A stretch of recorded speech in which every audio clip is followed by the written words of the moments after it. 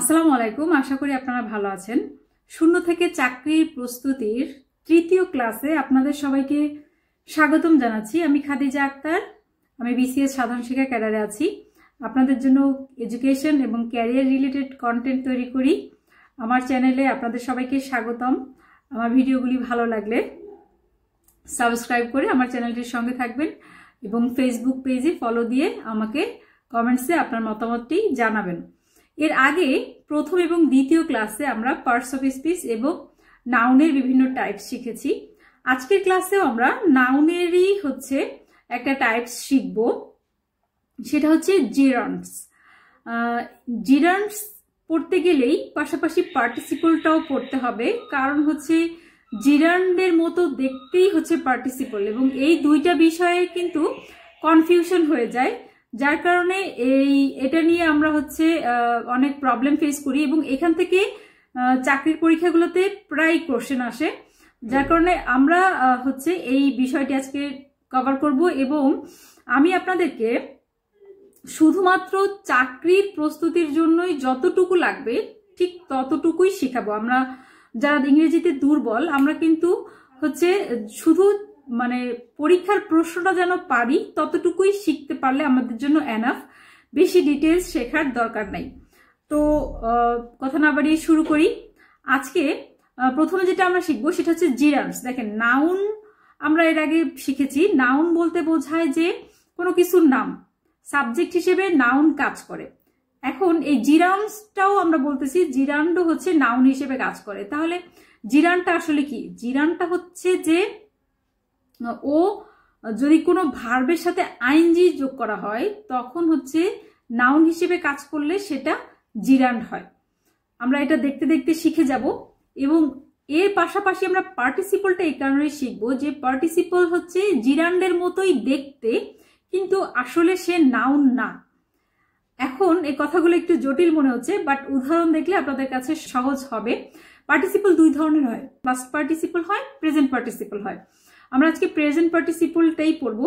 Present পার্টিসিপলটা অনেকটা জিরান্ডের মতো দেখতে, ভার্বের সাথে আইএনজি যোগ করা, কিন্তু এটা অ্যাডজেক্টিভের মতো কাজ করে, অ্যাডজেক্টিভের মতো কাজ করে।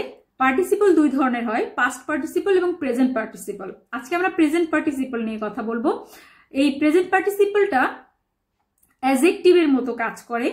এটা আবার ভার্বের টেন্স হিসেবেও ব্যবহৃত হয়। তো এই যে কোনো দুভাবে থাকতে পারে। টেন্সের কারণেই আসলে পার্টিসিপলটা কোনোটা প্রেজেন্ট পার্টিসিপল হয়, কোনোটা পাস্ট পার্টিসিপল হয়, আর এটা সেন্টেন্সে অ্যাডজেক্টিভের মতো করে কাজ করে। আমরা জানি অ্যাডজেক্টিভ মানে নাউনের সম্পর্কে যে কোনো দোষ, গুণ, অবস্থা, পরিমাণ, সংখ্যা, রং এগুলো যদি বোঝায় তাহলে সেটা অ্যাডজেক্টিভ। তো আমরা যাই দেখি জিরান্ডটা আসলে কি একটু ডিটেলসে। জিরান্ডটা তাহলে একটা ভার্ব থাকবে, সেই ভার্বের সাথে একটা আইএনজি যোগ করা থাকবে।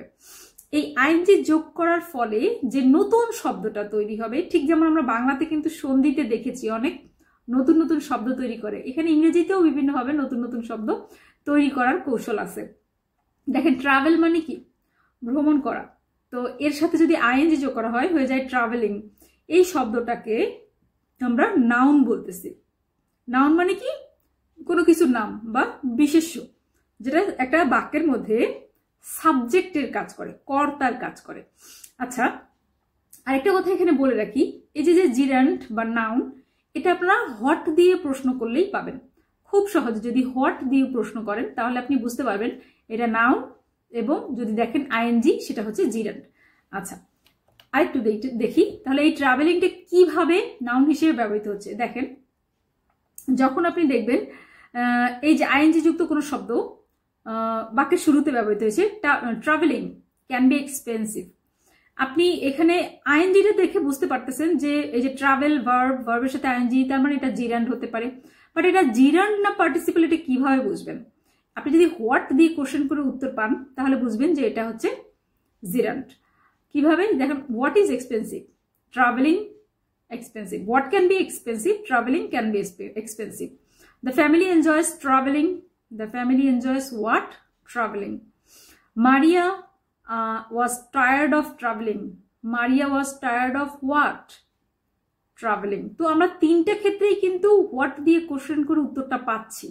তাহলে এখানে এই তিনটাই নাউনের কাজ করতেছে এবং এখানে এই তিনটা জায়গায় ট্রাভেলিং হচ্ছে জিরান্ড হিসেবে কাজ করছে, জিরান্ড। বাট একটা জিনিস দেখেন, জিরান্ড এবং পার্টিসিপলের মধ্যে মূল পার্থক্যই হচ্ছে পার্টিসিপলও দেখতে জিরান্ডের মতোই, এই ট্রাভেলিং শব্দটাই জিরান্ড বা নাউন হিসেবে কাজ না করে পার্টিসিপল হিসেবে কাজ করবে। সেন্টেন্সের মধ্যে ট্রাভেলিং পাবো, কিন্তু সেটা তখন হোয়াট দিয়ে প্রশ্ন করে উত্তর পাবো না, সেক্ষেত্রে এটা ভার্ব কিংবা অ্যাডজেক্টিভের মতো কাজ করবে। চলুন দেখা যাক কিভাবে সেটা। এই সেন্টেন্সগুলোতে দেখেন, Carol is travelling to Australia. এখন যদি বলি যে এখানে কি আপনি হোয়াট দিয়ে কোশ্চেন করতে পারেন, দেখেন Carol is what, Carol is মানে এখানে নাউনের কাজ কিন্তু করছে না, ট্রাভেলিং টু অস্ট্রেলিয়া এটা ভার্বের কাজ করছে। দেখেন এই সেন্টেন্সটার মধ্যে ভার্ব কোনটা, ক্যারল হচ্ছে নাউন আর ইজ ট্রাভেলিং হচ্ছে ভার্ব, আর টু অস্ট্রেলিয়া হচ্ছে অবজেক্ট বা কমপ্লিমেন্ট। তো খেয়াল করেন, Carol is travelling to work, এইখানে হচ্ছে এখানে ভার্ব, এই ট্রাভেলিংটা কিন্তু জিরান্ড না বা নাউন না। You will be travelling by train, তুমি ট্রেনে ট্রাভেলিং করতে থাকবে। উইল বি ট্রাভেলিং এখানে কিন্তু উইল বি হচ্ছে ফিউচার টেন্সে আছে, তো এই উইল বি ট্রাভেলিং পুরোটাই হচ্ছে ভার্ব। আমরা জানি একটা সেন্টেন্সের খুব কমন স্ট্রাকচার হচ্ছে সাবজেক্ট প্লাস একটা ভার্ব একটা অবজেক্ট। এখন এই ভার্বটা এখানে একটু ইলাবোরেটেড হয়েছে, যেহেতু ফিউচার টেন্স এটার ফিউচার টেন্সের রূপ নিয়েছে, you will be travelling by train. তো ইউ উইল বি হোয়াট একটা নাউন আসতেছে না এখানে, ইউ উইল বি ট্রাভেলিং মানে এটা ভার্বের রূপ নিচ্ছে। Carol is what, Carol is travelling মানে একটা কিছু করতেছে, চলমান। তাহলে এক তো হোয়াট দিয়ে কোশ্চেন করলে আমরা জিরান্ড পাবো, নাউন পাবো, আর যদি কোনো কিছু চলমান বোঝায় এবং হোয়াট দিয়ে কোশ্চেন করলে এক্স্যাক্টলি নাউন বা বিশেষ্যের মতো কর্তার মতো না শোনা যায়, কোনো কিছু নাম বা সাবজেক্টের মতো কাজ না করে, তাহলে সেক্ষেত্রে সেটা পার্টিসিপল হবে। এই দেখেন এখানে অ্যাডজেক্টিভের মতো কাজ করতেছে এই পার্টিসিপলটা। The travelling salesman arrives in town, travelling salesman এই সেলসম্যানটা হচ্ছে নাউন এবং এই সেলসম্যানটাকে বিশেষায়িত করতেছে যে বিশেষণ বা অ্যাডজেক্টিভ, সেটা যেমন ট্রাভেলিং সেলসম্যান মানে সেলসম্যান হচ্ছে নাউন, নাউন সম্পর্কে কিছু বলছে, তার দোষ গুণ অবস্থা পরিস্থিতি সেইগুলাই হচ্ছে অ্যাডজেক্টিভ আমরা জানি। তো সেক্ষেত্রে একটা জিনিস খেয়াল করেন, এই অ্যাডজেক্টিভটা কিন্তু হচ্ছে চলমান।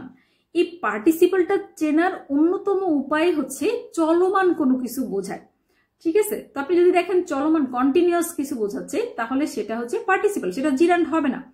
তো আমরা আরো উদাহরণ করলে আমাদের আরো ক্লিয়ার হয়ে যাবে। দেখেন এই জিরান্ড এবং পার্টিসিপল কিন্তু একজন আরেকজনের শত্রু না, এমন না যে একটা সেন্টেন্সে শুধু জিরান্ড বসতে পারে পার্টিসিপল বসতে পারে না, বা শুধু পার্টিসিপল বসতে পারে জিরান্ড বসতে পারে না, এমনটা কিন্তু না, এরা দুইজন একসাথেই বসতে পারে। এই সেন্টেন্সটাতে খেয়াল করেন, এখানে লিখছে যে working under the scorching sun is tiring. তো এখানে খেয়াল করেন এই আপনার এই যে সাবজেক্টটা হচ্ছে ওয়ার্কিং, এইটা কিন্তু হচ্ছে আপনার জিরান্ড বা নাউনের মতো কাজ করছে। হোয়াট আন্ডার দ্য স্কর্চিং সান, তো ওয়ার্কিং আন্ডার দ্য স্কর্চিং সান। তো এইখানে আপনার সানটাকে হচ্ছে বিশেষায়িত করছে আপনার এই যে স্কর্চিং শব্দটা।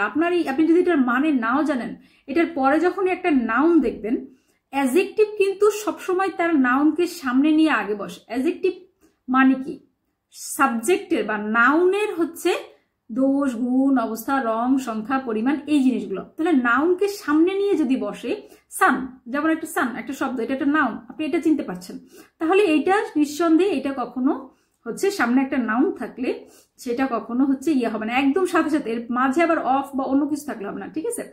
একদম সাথে সাথে স্কর্চিং সান, হ্যাঁ, মুভিং ডগ, রানিং বয়, এই ধরনের যদি থাকে, দেখেন এই শব্দটা এই সেন্টেন্সটার মধ্যে একটা জিরান্ডও পাচ্ছি পার্টিসিপলও পাচ্ছি। আরেকটু ক্লিয়ার করি, দেখেন জিরান্ট এই ধরনের দেখলে বুঝবেন। I like swimming, I like what, I likes what, swimming, I like what, মানে হোয়াট দিয়ে কোশ্চেন করলে আপনি জিরান্ট পাবেন, নাউন পাবেন, ঠিক আছে। যদি দেখেন নাউন তাহলে সেটা জিরান্ট, আইএনজি যুক্ত শব্দ। আচ্ছা, the word swimming is therefore both a verb and a noun। এইখানে একটা ভার্বের মতো করেও কাজ করতেছে। হ্যাঁ, সুইমিং মানে ভার্বের সাথে আইএনজি, তাহলে আমরা আইএনজি যোগ করে পাবো। আমাদের প্রশ্নের দেখবেন যখন চাকরি পরীক্ষার প্রশ্ন আসবে, আপনি কিন্তু এই জিনিসটাই দেখবেন যে হোয়াট দিয়ে উত্তর করলে পাওয়া যাচ্ছে কিনা, আর নাউনকে বিশেষায়িত করতেছে কিনা, এই জিনিসগুলো ক্রস ম্যাচিং করে করে আপনি উত্তরটা খুঁজে পেতে পারবেন। এখানে আরো কিছু এক্সাম্পল দিয়েছি আমি জিরান্ডের। দেখেন, লাফিং is good for soul, drawing sketches is her hobby, shopping, cleaning, helping, প্রত্যেকটাই একটা ভার্ব আছে, তার সাথে একটা আইএনজি আছে, ভার্ব আছে সাথে একটা আইএনজি আছে। তো জিরান্ডের চেহারাটা আপনি চিনে গেলেন যে জিরান্ডটা আসলে কিভাবে দেখতে দেখায়, এবং এটা হোয়াট দিয়ে প্রশ্ন করলে উত্তরটা পাওয়া যায়। এই জিরান্ডার পার্টিসিপল যখন আমরা পড়বো, সাথে সাথে ভার্বাল নাউনটাও পড়তে হবে। এই কোশ্চেনটা হচ্ছে যে বিগত সালের কোশ্চেন আমি দেখেছি যে ভার্বাল নাউন হিসেবে হচ্ছে এটা আসতে পারে। এখন এই ভার্বাল নাউন কখন হবে? ভার্বাল নাউন হবে যে যদি আগে দেখেন যে একটা দি আছে এবং পরে একটা অফ আছে, দ্য ড্যাশ অফ এইভাবে করে আছে, তাহলে সেক্ষেত্রে এটা ভার্বাল নাউন হবে। এই দুইটা সেন্টেন্স খেয়াল করেন। The reading of novels gives us pleasure. তো এই প্লেজার মানে কি? প্লেজার কে দিচ্ছে? আমরা নোবেল পড়ে কি পাচ্ছি? প্লেজার পাচ্ছি। তো এখানে কোশ্চেন যদি করেন what gives us pleasure, reading of Nobel, the reading of Nobel, এখানে হোয়াট দিয়ে প্রশ্ন করে কিন্তু উত্তর পাওয়া যাচ্ছে। বাট এখানে জিরান্ট কেন হবে না?